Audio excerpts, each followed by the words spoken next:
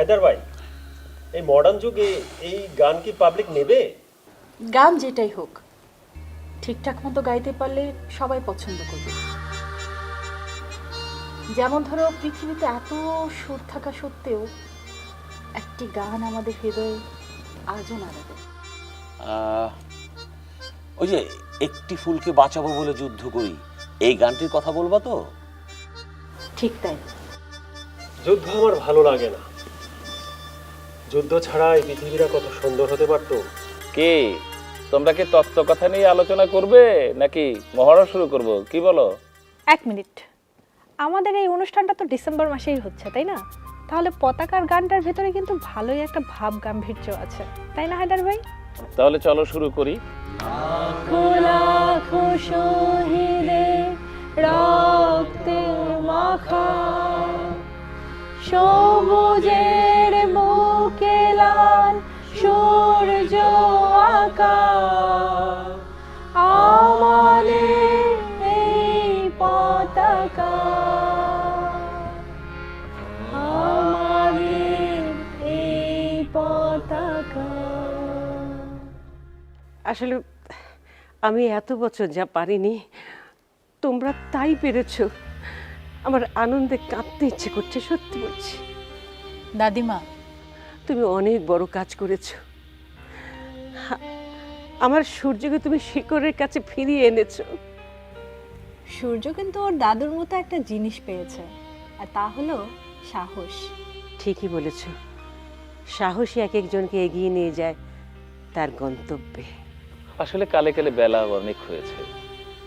মুক্তিযুদ্ধের সময় আমি ছিলাম তরুণ। মুক্তিযুদ্ধ করেছি দেশের উত্তরে, খানসামা, নালাহার, ভুরুঙ্গামারি, কত জায়গায় যুদ্ধ করেছি। চোখ বন্ধ করলেই সেসব স্মৃতি ভেসে ওঠে মনে। আর মনে পড়ে বিজয়ের দিনটির কথা, আমার ভীষণ মনে পড়ে।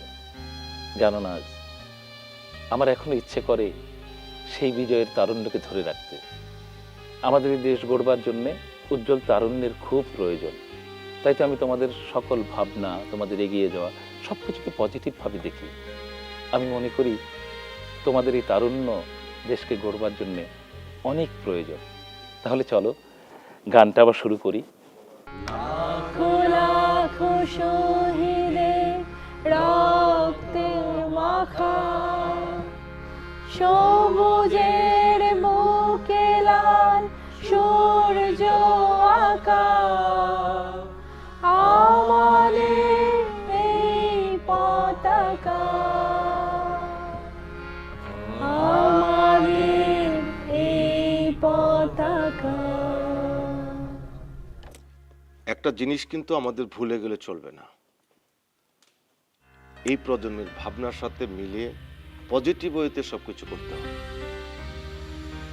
আমাদের যেমন বীরত্বের অতীত আছে, তেমনি আছে সাফল্যের বর্তমান। আমরা যে যে পেশায় থাকি না কেন, আমাদের স্মৃতি কথাগুলো আগামী প্রজন্মের জন্য লিখে রাখতে হবে। আর সাংবাদিক হিসেবে আমাদের তো একটা দায়বদ্ধতা আছেই। শুধু ডিসেম্বর আসলেই আমাদের ব্যস্ততা। আমি চাই বছর জুড়ে আমাদের পত্রিকার কলাম চালু থাকুক, আর সেটা হলো একটা সত্য গল্প। এর জন্য আমরা কিছু তরুণ তরুণীকে নিয়োগ দিতে পারি। এই স্বপন, তুমি তো কিছু বলছো না। ফিরোজ ভাই, উদ্যোগটা কিন্তু ভালো। এত বছর পর এমন একটা কলাম না থাকলেই বা কি, আমাদের পত্রিকার কাটতে কিন্তু এমনিতেই ভালো। তোমার দাদা কিন্তু মুক্তিযুদ্ধে শহীদ হয়েছেন। আর্ট কালচার করে এরকম কিছু ছেলে মেয়ের সঙ্গে আমার যোগাযোগ আছে, আপনি যদি বলেন। হ্যাঁ, যোগাযোগ করো। আমি যুদ্ধ দেখিনি, তবে আমি শুনেছি দাদু ইপিআর এর সদস্য ছিলেন। ছোট্ট ছিমছাম সংসার ছিল আমাদের। দেশের প্রশ্নে দাদু কখনো আপোষ করেনি।